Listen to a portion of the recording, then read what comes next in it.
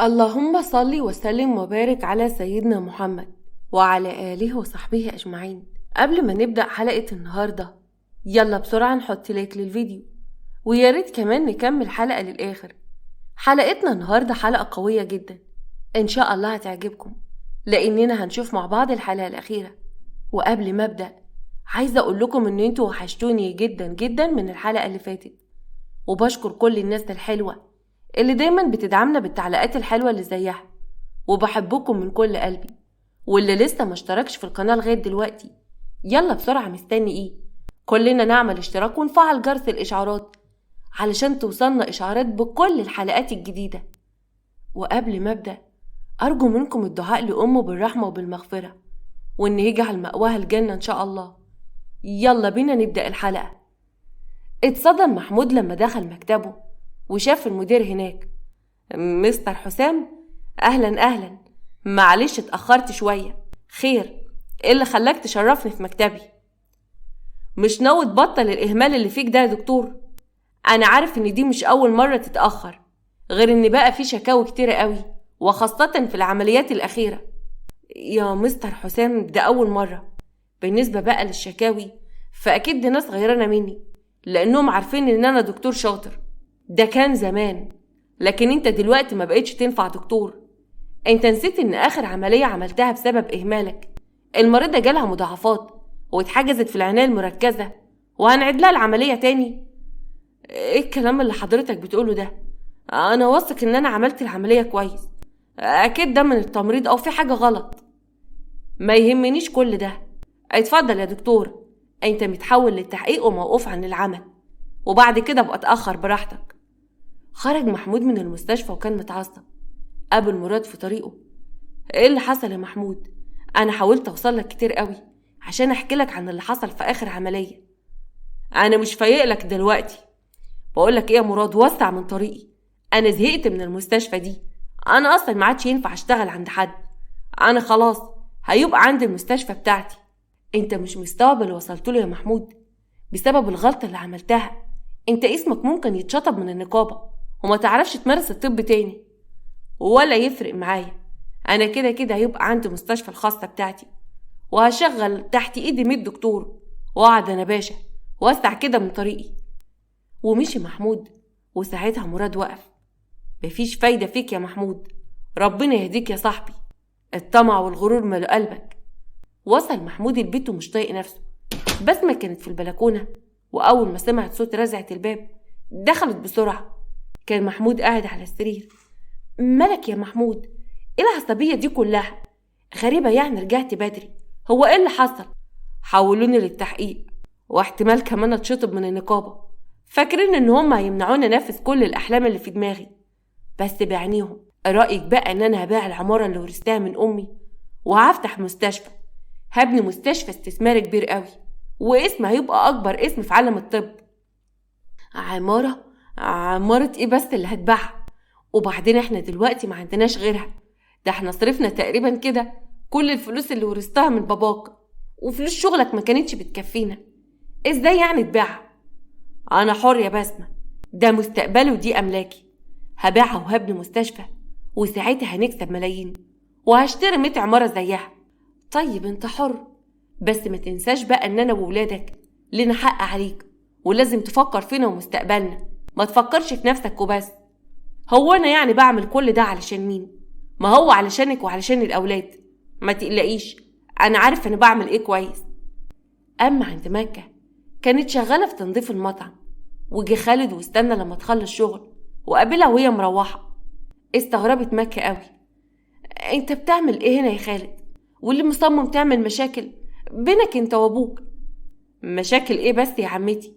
انا عايز اعرف ايه اللي حصل، مش يمكن اقدر اساعدك. انت منفعش تتبهدلي كده.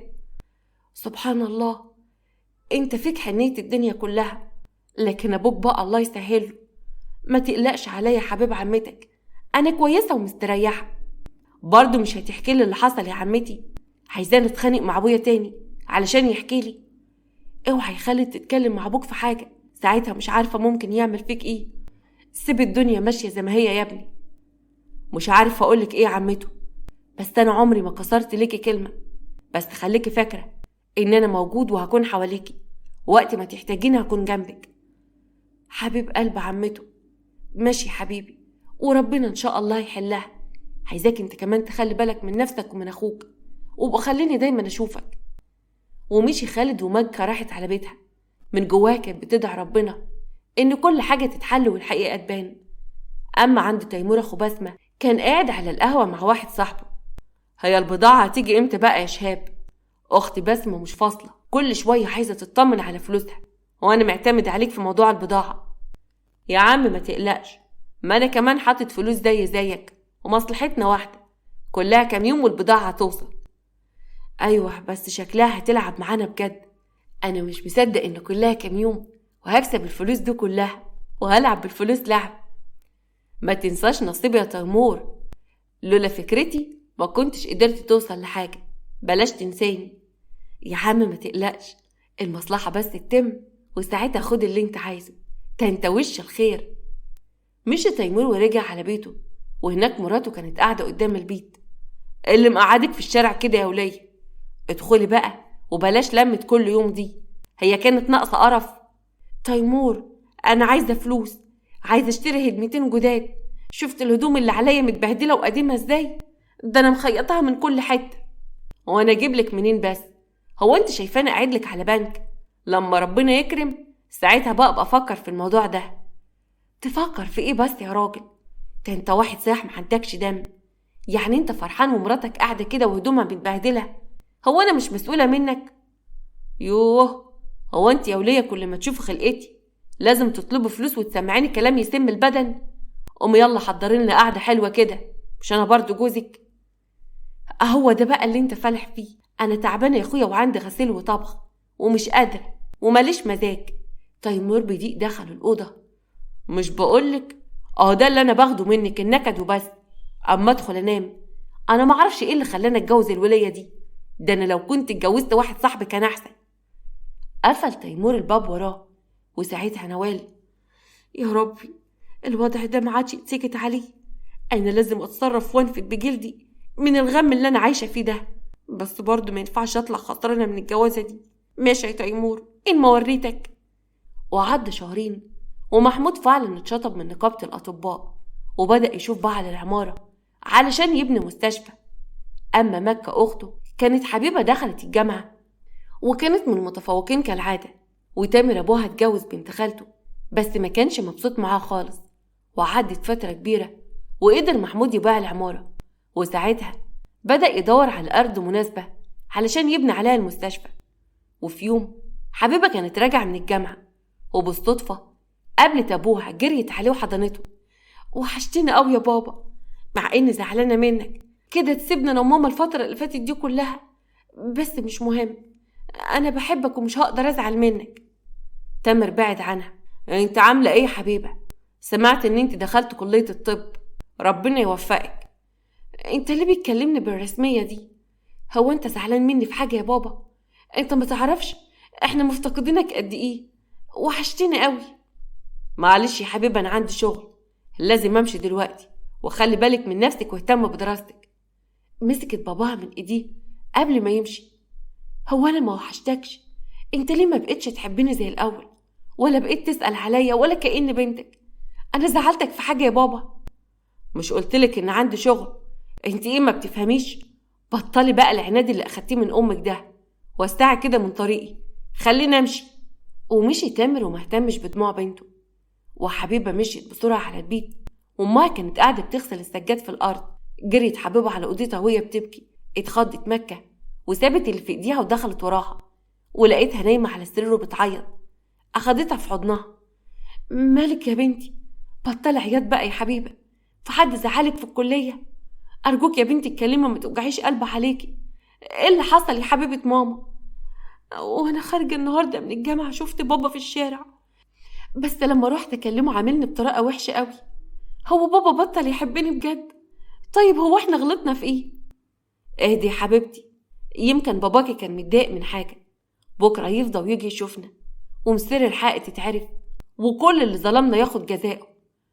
بس بابا وحشني قوي يا ماما، ده أنا بنته الوحيدة، كان نفسي ياخدني في حضنه زي زمان، ويفرح بيا ان انا دخلت كلية الطب هو ليه سمع لكلام خالي وما صدقناش وسابك تتبهدلي كل ده؟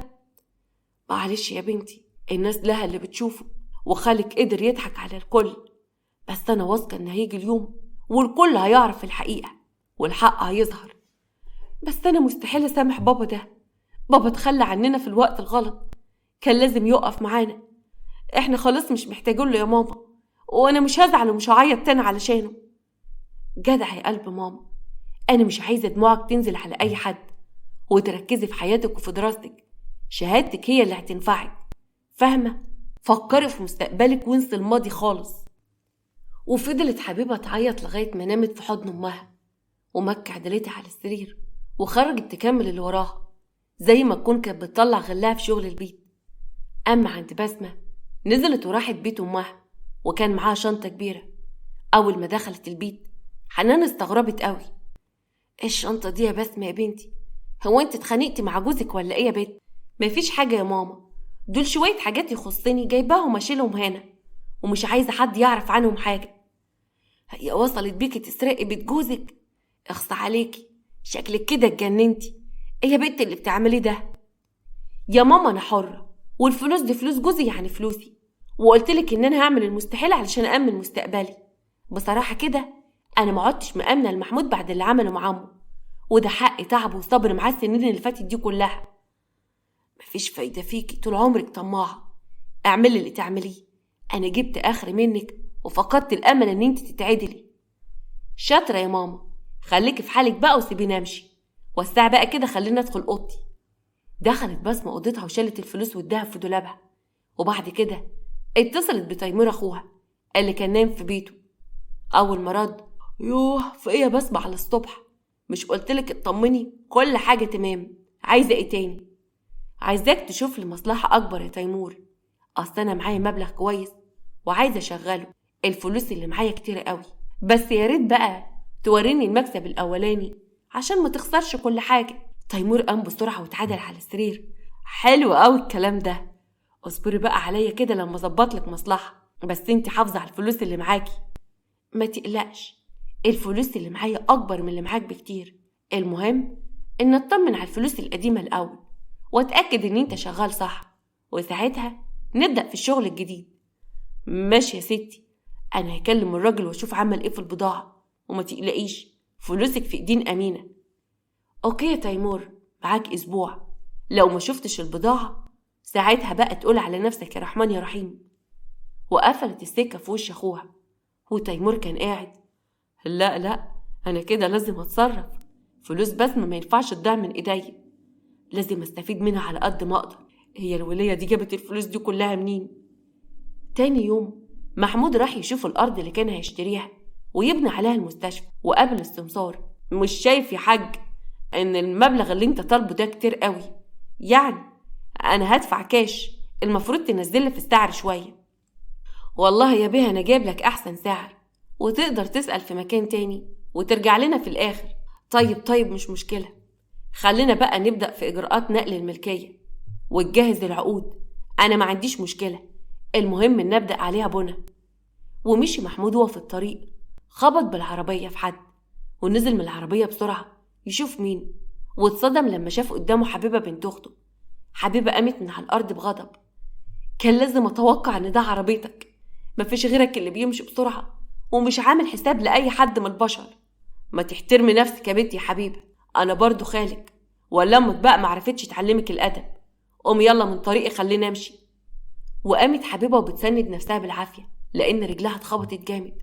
ده بدل ما تطمن عليا، انا نفسي اعرف انت عايش كده ازاي بتنام وضميرك مش بيأنبك؟ انا مش فايق لوجع الدماغ ده، انت هتقضيها محاضرات زي امك؟ فعلا نسخه منها بالظبط. وسعي كده يا بنت خلينا امشي. محمود راح يركب عربيته، وحبيبه قالت له بغضب: ربنا هينتقم منك، وقريب قوي، ربنا اللي هيجيب لنا حقنا، وعمرك ما هتكسب في حياتك. محمود ركب عربيته ومشي وراح على البيت، وحبيبه راحت المستشفى علشان تخيط الجرح. وقابلت خالد، جه يكلمها: انت عايز مني ايه انت كمان؟ مش كفايه اللي ابوك عمله فينا؟ وسع كده من طريقي، انا مش طايقه اشوف حد فيكم. ما تهدي بس يا حبيبه، انا بجد مش فاهم حاجه، هو بابا عمل ايه بالظبط؟ محدش راضي يقول لي اي حاجه. ما تفهميني ايه اللي حصل؟ انت هتمثل عليا؟ انت اكيد عارف كل حاجه واتفقت مع ابوك اللي دمر حياتنا ومستحيل اسامحه ابدا. ابوك اللي اتبلى على ستك الله يرحمها وخلانا اتطردنا واخد ورثنا. صدقيني يا حبيبه انا معرفش اي حاجه. تعالوا نقعد كده واحكي لي عن كل اللي حصل، يمكن اقدر اساعدكم. انت عارفه انا بحب عمتي مكه ازاي. خلينا نحاول نحل الموضوع ده. حبيبه سمعت منه وقعدوا في كافيه وحكيت له عن كل حاجه. شفت بقى ابوك عمل فينا ايه؟ وعلشان كده يا سيدي ماما بتشتغل وطالع عينيها علشان تقدر تصرف عليا. ابويا اتخلى عنها لانه صدق كلام ابوك، وانا متاكده ان الورق اللي جايبه كله ده ورق مزور. انا مش عارفه اقولك ايه بجد. انا مش مصدق ان ابويا عمل كده. انا متاسف بالنيابه عنه، بس ايه رايك بقى ان انا اساعدكم؟ واكيد الورق ده موجود عندنا في البيت ولازم نثبت ان هو مزور. الورق كله في خزنه ابوك طبعا.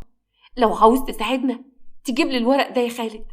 لازم نثبت ان هو مزور وساعتها كل حاجه هتتحل. تمام يا حبيبه، انا هعمل المستحيل علشان اساعد عمتي. لازم حقها يرجع لها. اطمني، انا في ظهركم ومعاكم. وصلت حبيبه البيت وامها كانت لسه ما رجعتش. قررت تدخل المطبخ وتجهز الاكل على الرغم من رجلها كانت بتوجعها. وبعد كام ساعه رجعت مكه من بره واستغربت من ريحه الاكل ودخلت المطبخ. لقت بنتها كان شكلها يضحك وهي لابسه مريالة المطبخ والدقيق مبهدل الدنيا خالص. ايه اللي انت عاملاه في نفسك ده يا حبيبه؟ شكلك يفطس من الضحك. هو انت قررتي تخلصي مني ولا ايه يا بت؟ في ايه بس يا ست ماما؟ ده بدل ما تقولي لي تسلم ايدك وتيجي تساعديني تعرفي بقى ان انت طلعت ام مش جدعه. خلاص ما تزعليش. اهدي يا ست انا بهزر معاكي. بس ايه الريحه الحلوه دي؟ على الرغم من بهدله شكلك بس يا رب تكوني عرفتي تعملي حاجه في الاخر. والله يا ماما وبكل فخر انا عملت. وبعدين عيب عليكي قوي، ده انا من هنا ورايح هيقولوا عليا الشيف حبيبه. ده انا هعمل لك النهارده شويه محشي عمرك ما دقتهم قبل كده.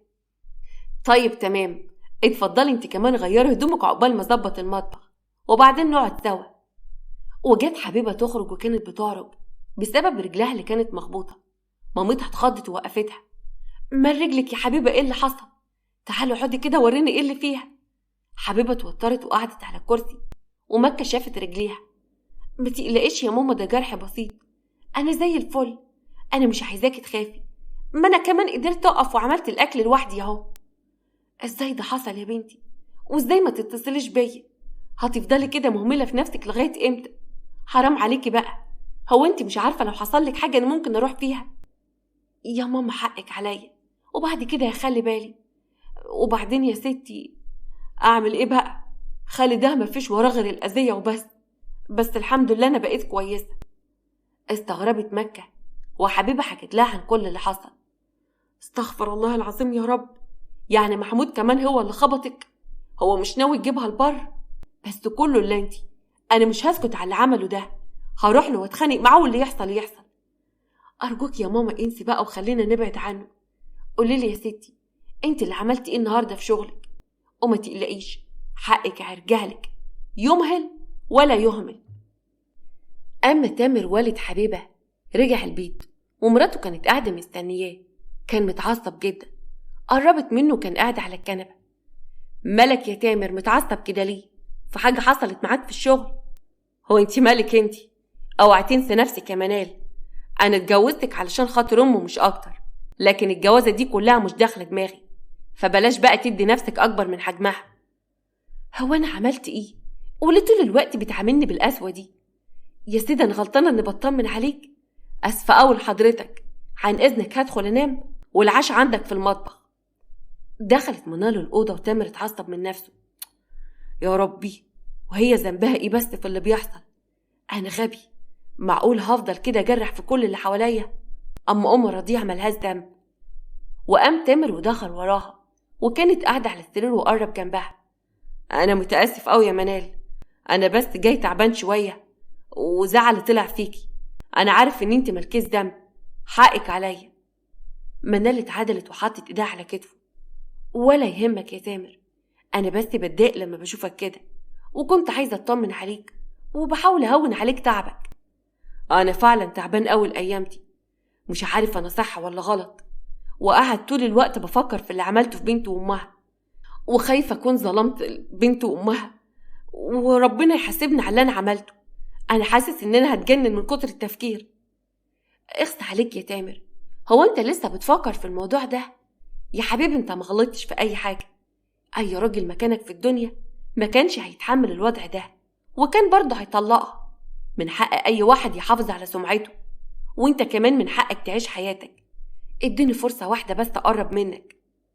وساعتها ضعف تامر وفعلا قرب منها. وعدى كام يوم وبسمة راحت على بيت تيمور، كان قاعد في اوضته وبيتكلم في التليفون. نوال فتحت الباب ودخلت بسمة وسمعته وهو بيتكلم. انت بتقول ايه يا شاب؟ يعني ايه البضاعة كلها اتصدرت؟ البضاعة دي ورقها ما كانش مترخص ولا ايه؟ مش انا دفعت لك فلوس الجمارك كلها؟ كان تيمور فتح السبيكر لان تليفونه كان بايظ، وشهاب قال له مفيش الكلام ده يا تيمور، البضاعة دي يا اخويا انا سلكتها بالطريقة اياها عشان نستفيد اكتر وما دفعتش الجمارك، وتقريبا كده حد بلغ. تيمور بيزعيق، هو انت ازاي ما تقوليش؟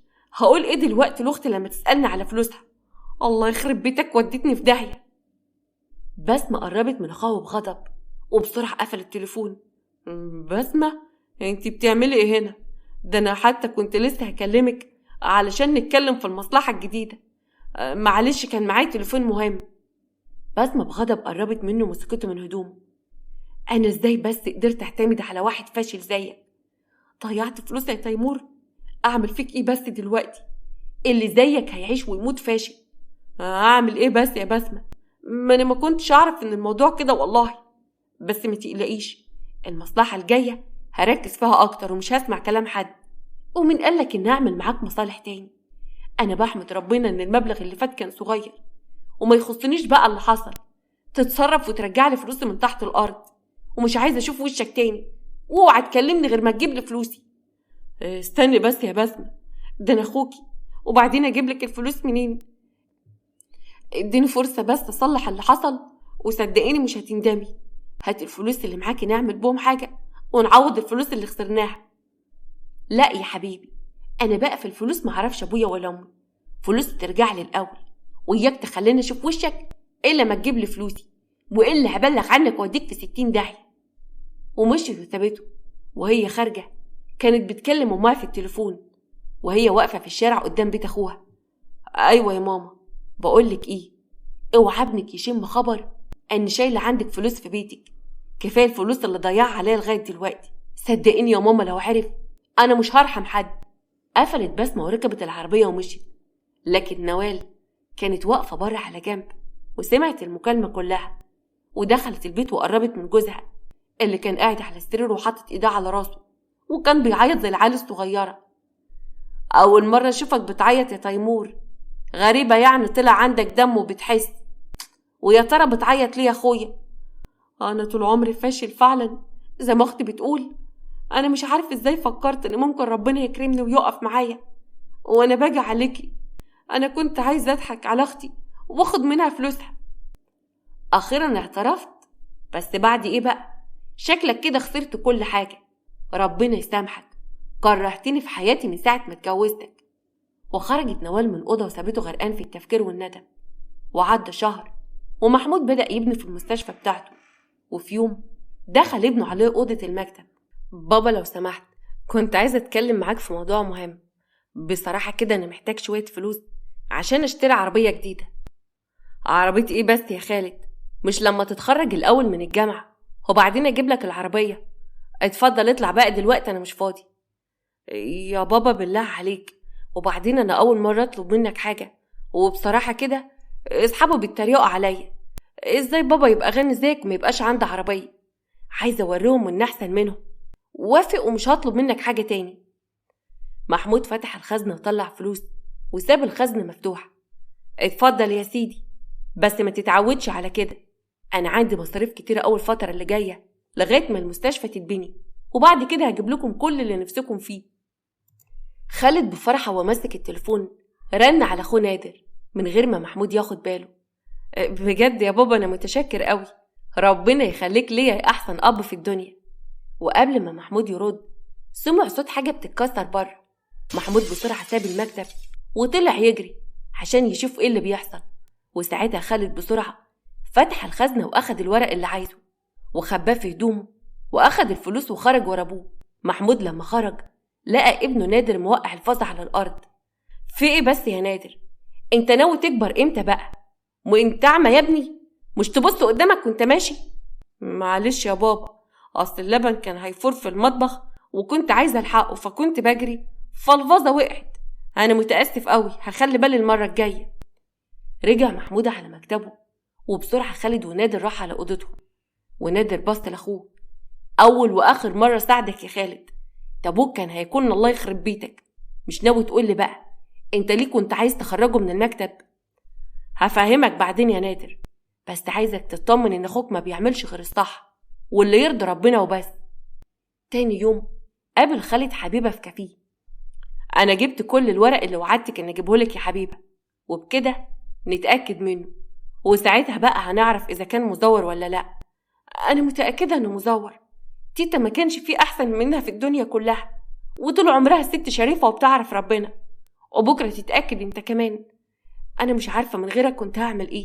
يا بنتي ما تقوليش كده، انا بعتبرك زي اختي الصغيرة وعمتي غالية عليا قوي، وانا كمان ما بحبش الظلم حتى لو كنت هقف في وش ابويا. ربنا يخليك يا خالد، عايزاك اول ما توصل للنتيجة تعرفني وتطمني، انا هستنى مكالمتك. اما في بيت حنان راحت نوال على هناك وهي بتعيط. استغربت حنان قوي، وساعتها نوال مرات ابنها دخلت وقعدت. انا تعبت قوي يا حماتي، ما بقتش قادرة اتحمل ابنك تيمور ولا تصرفاته، انا جيت على نفسي كتير وجبت اخر. اهدي بس يا بنتي، انت عارفة تيمور على الرغم من العيوب اللي هو فيه بس غلبان وبيحبك، بكرة يعقل يا حبيبتي. انا مش هقدر اكمل، ابنك فضل مفهمكم ان انا اللي ما بخلفش، وانا سكت علشان ما اجرحوش، بس الحقيقة بقى ابنك اللي مش بيخلف وانا مكملة معاه علشان بحبه. بتتكلمي بجد؟ لا حول ولا قوة الا بالله. طول عمرك بنت اصول يا نوال، ربنا يباركلك.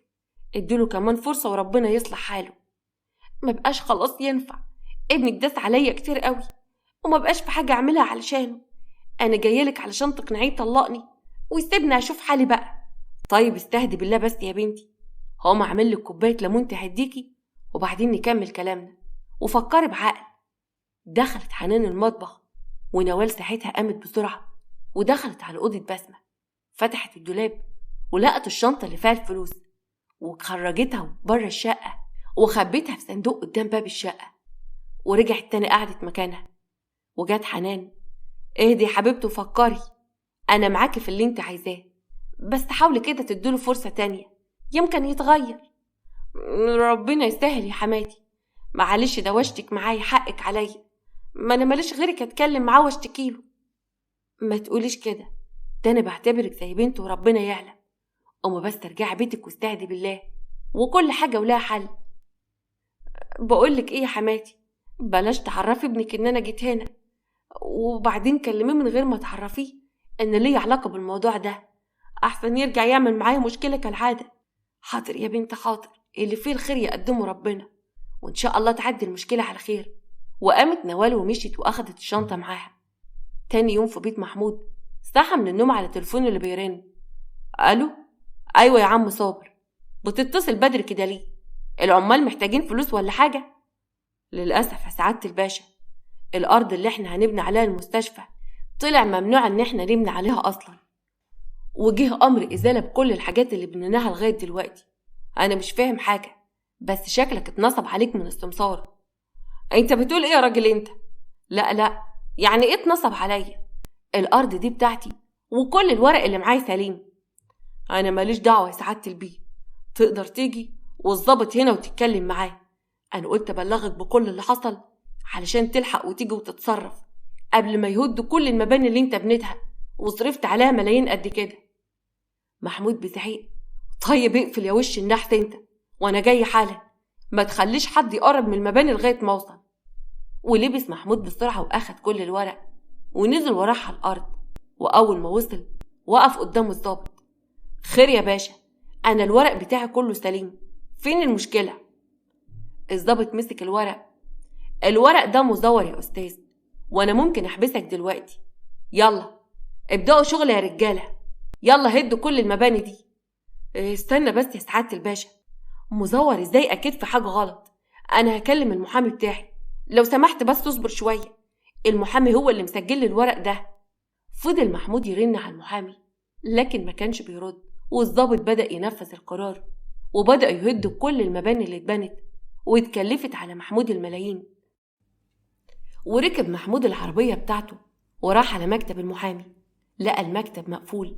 سأل البواب: يا سعادة البيه، ده طلع واحد نصاب، الحكومة جت وقفلت المكتب وبيدوروا عليه، ده طلع عليه قواضي قد كده، ولا محامي ولا بتاع. رجع محمود على بيته وكان مصدوم، بس استغرب ان البيت هادي. ثواني والباب خبط.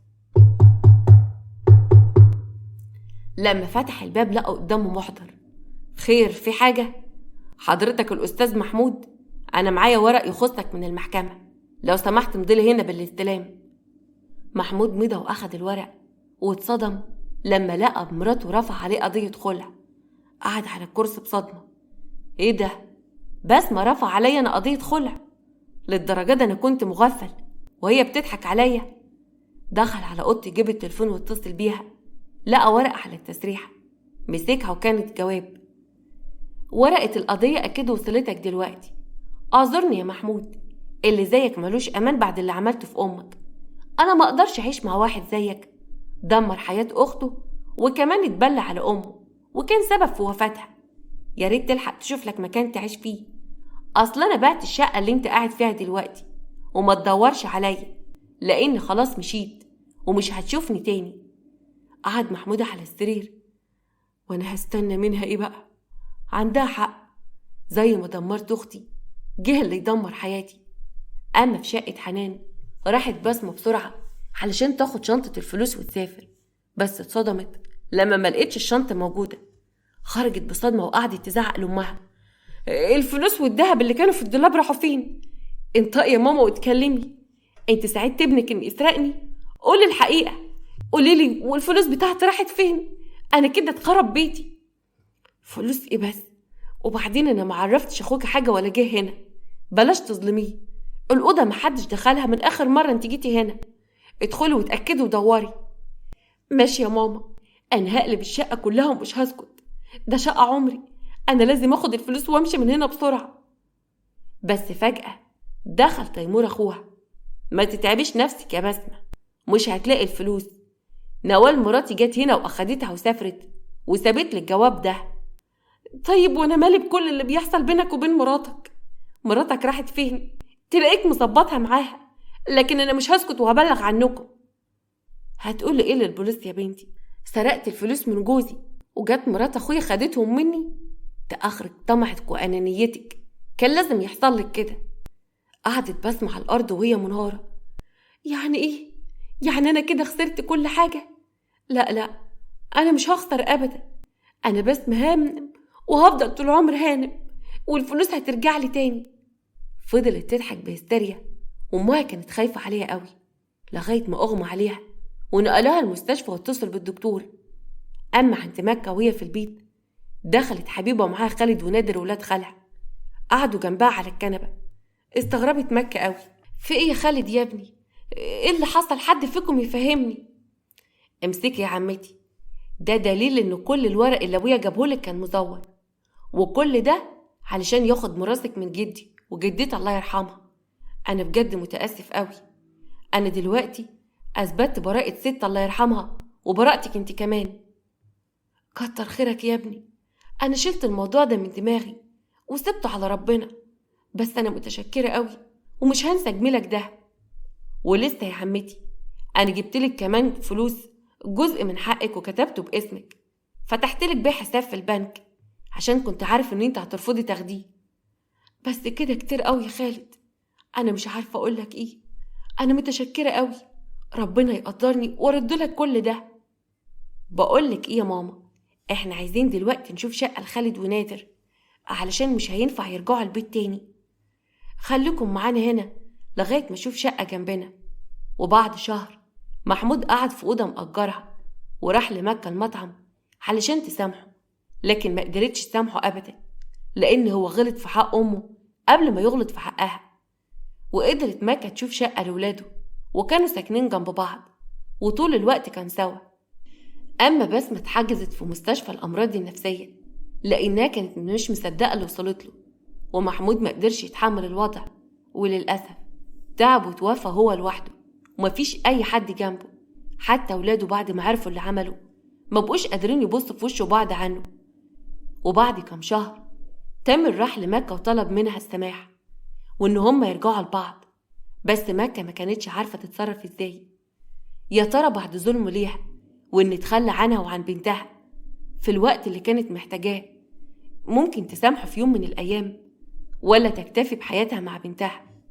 تامر غلط غلطة كبيرة قوي لما صدق الكلام اللي اتقال عن مراته وحماته وما حاولش إن هو يدور وراه، ولما عرف الحقيقة رجع يستسمحها. اللي زي ده ممكن نسامحه ولا البعد عنه بيكون مكسب كبير؟